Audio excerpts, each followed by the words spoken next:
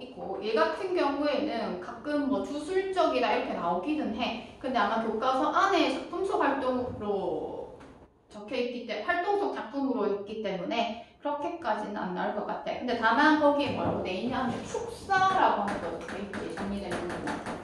축사 플러스 또는 뭐라고 플러스해서 적어주면 벽사진경도 적어. 축사 적혀있는 부분, 정리되어 있는 부분이지 벽사진경이라고 적어놓는다. 얘는 불러줄 테니까 저거 요사스러운 기운이나 귀신을 물리쳐 내쫓음. 요사스러운 기운이나 귀신을 물리쳐 내쫓음.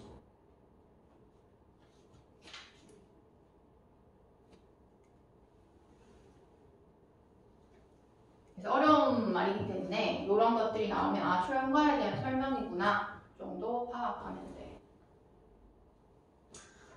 그치? 얘 같은 경우에 이제 초영이 집에 왔는데 부인이 있는데 부인만 있는 게 아니고 다른 남자도 있는 거야. 그것을 이제 다리가 넷이 있다 이렇게 얘기를 해. 하지만 그 넷이 있는 걸 보고 막 화를 내거나 그렇게 하지 않고 그냥 돌아가. 그래서 거기에 있는 그 역신을 간복하게 만들었다라고 하는 배경설화가 있어. 자, 그래서 얘도 1부부터 한번 봅시다. 자, 동경 밝은 달밤에 시간적 배경 제시가 되어 있네. 밤늦도록 놀고 다니다가 들어와 잠자리를 보니 자, 다리가 4시로구나. 여기에 있어서는 별로 체크할 거 없어. 그래서 누가 다리가 4시다라고 얘기하는 건 역신이 침범했구나 정도만 파악하면 되겠지. 역신이 침범했구나. 자, 그러면서 둘은 아내의 것이지만 또는 내 것이지만 이라고 되어 있어. 둘은 누구의 것인고 라고 되어 있어. 그러면 이 내라고 적혀있는 거는 아내고 또 누구라고 적혀있는 거는 여신이겠지. 그래서 둘둘 해서 넷인 거야. 그럼 이제 의문을 제기하는 거야. 누구지? 아내 두 다리는 내 아내 것인데 이렇게. 그러면서 마지막 자, 본디 내 것이었지만은 자, 빼앗긴 것을 빼앗은 것을 어찌하리오 라고 얘기하고 있어. 그래서 어찌할 수 없다는 거야. 얘도 우리가 앞에서 봤던 그 공무도화가처럼 체념이야. 이러기 쉽지 않은데 쉽게 얘기하면 바람 폈다라고도 볼 수 있는 부분인데 이미 다른 사람의 여인이 됐으니까 이미 어쩔 수 없네 이렇게 볼 수도 있고 또 다른 말로는 뭐 관용이라든지 또는 발관 이렇게까지도 나올 수 있는 부분이야.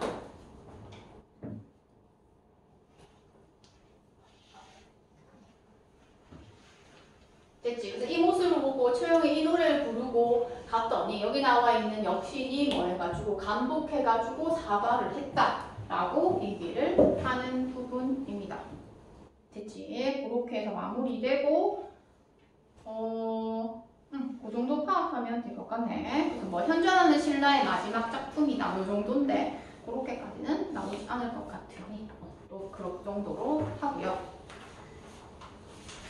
그 다음에 130페이지 청산별곡과 시조 일단 이렇게 할 건데 일단 도입만 하고 10분 쉬었다가 할게. 천상별곡도 조금 기니까 도입하고 쉬었다가 할게요. 얘도 갈래를 가야겠죠.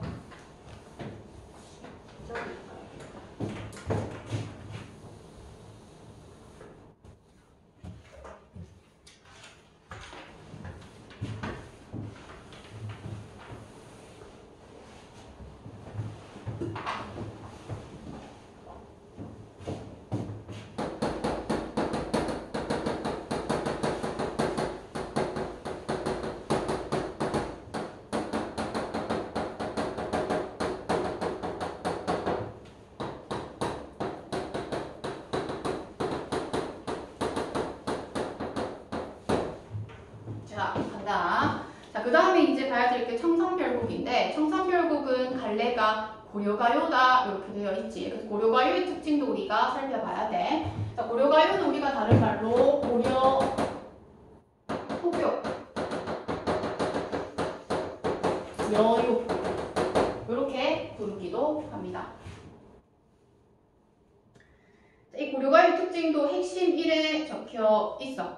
핵심 1에 적혀 있고 뭐 시대는 잘 나와 있지 않는데 얘 같은 경우에는 고려 시대 때 평민들이 불렀던 노래야.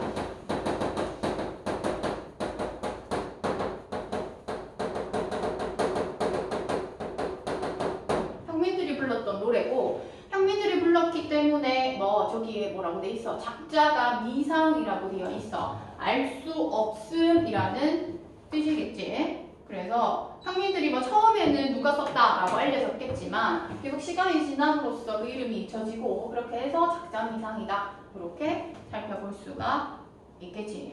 그 정도로 보고. 그러면 고려가요의 특징은 고려가요의 가장 두드러지는 특징이 무엇이냐라고 얘기하면 후렴구를 가장 꼽지. 거기에 아마 정리되어 있을 거야. 후렴구 형식상 특징에 나와 있네. 그치? 후렴구가 있다라고 하는 게 특징이고 후렴구를 기준으로 또 나와 있다. 분연체. 이줄 끄면 돼. 분연체라고 하는 건 후렴구를 기준으로 연이 나누어져 있다. 나눌 분자에 연자야. 그렇게 해서 제시가 되는 부분이고 그 다음에 음보율. 함수율이 나와 있지. 3음보의 율격과 332조의 음수율을 보이고 있구나 라고 하는 것까지 이제 그렇게 해서 살펴볼 수가 있고 자, 내용상은 남녀 간의 사랑, 효도나 충절과 같은 유교적 이념, 현실 모순에 대한 비판 등 다양한 주제를 다룬다. 근데 이제 초반에는 이제 평민들이 많이 지었기 때문에 남녀 간의 사랑 이런 거 많이 듣겠지. 효도나 유교적 이념이 이제 뒷부분으로 갈수록 이제 또 쓰인다라고 하는 다양한 주제들. 그다음 남녀 상렬지사로 비판받기도 한다. 그래서 만전춘별사, 쌍화점, 이상독 이런 것들이 있대. 자 그러면서 후렴구의 기능이라고 되어 있어. 여기서는 청산별곡의 후렴구에 대한 기능이 제시가 되어 있는데 그냥 갈래상으로 봤을 때 이 후렴구 같은 경우에는 그냥 모든 후렴구야. 모든 고려가요의 후렴구 같은 경우에는 일부를 제외하고는 얘는 의미가 없어. 의미가 없기 때문에 시험에서 이거를 통해서 정서나 주제를 강조한다. 이런 것들이 나오면 무조건 X야. 내용과 전혀 상관없는 그냥 운율 형성이라든지 그런 것들과 관련된 흥도 뜬다든지 그런 것들과 관련됐기 때문에 밑줄을 그어놓고 저런 거 나오면 무조건 X야. 되지? 자 그러면서 2번에서는 청산별곡에 나타나는 후렴구의 기능이라고 해서 나와. 그럼 이것과 관련해서 서술형과 연계해가지고 충분히 나올 수 있겠지. 그래서 얄리얄리얄라형 얄라리얄라 이렇게 되어 있어. 그래서 악기의 의성으로서 소리를 흉내내는 거야. 그럼 여기 나와 있는 청산별곡 말고도 다른 고려가요에서도 마찬가지 다 의성어를 많이 넣고 또 감탄사를 많이 넣어서 제시돼. 흥을 돋우고 리듬에 맞추기 위한 것이고 리을과 이응 반복한대. 그래서 낙천적이고 명랑한 느낌을 준다. 이렇게 되어 있어. 그래서 그 부분과 관련해가지고 요거 두 가지 있지. 다 기억해둬야 되고. 자, 핵심 3. 시어의 상징적 의미라고 되어 있어. 별표야. 얘는 무조건 다 나와. 다 암기해야 돼. 청산, 바다, 새, 밤, 돌, 강수. 이거 외에도 많은 것들이 있겠지만 무조건 다 암기해야 된다. 요거는 우리가 작품 보면서 살펴볼 거야.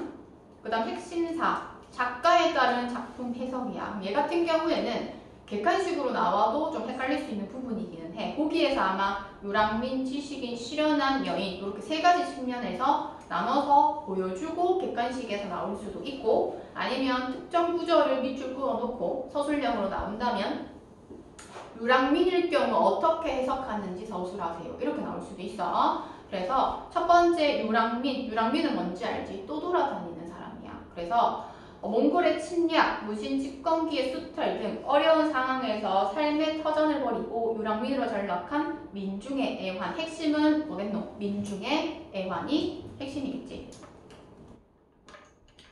지식인일 경우 혼탁한 사회에서 자신의 뜻대로 펼 수 없어 속세의 번뇌를 벌이고 자연에 묻혀 살고자 하는 거. 핵심은 뭐 자연에 묻혀 살고자 하는 거. 지식인일 경우 그렇게 또 해석이 될 수가 있대.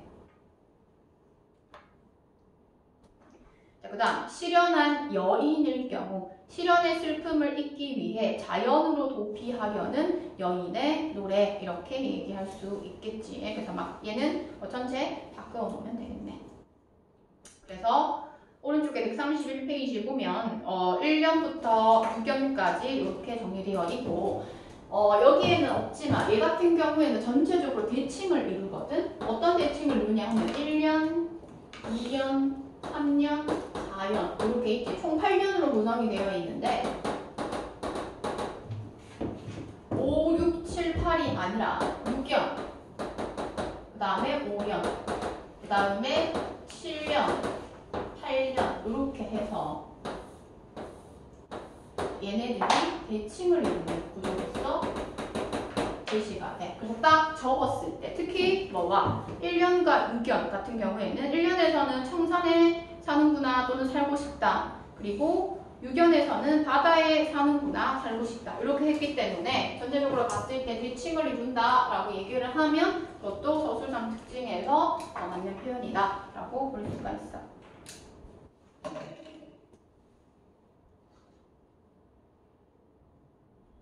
됐지? 그래서 활동석 작품에는 임춘의 공방전이네. 얘는 평가 문제집에 있는 거라 가지고 조금 이따가 청산별곡 먼저 하고 그 다음에 공방전 하도록 할게. 됐지?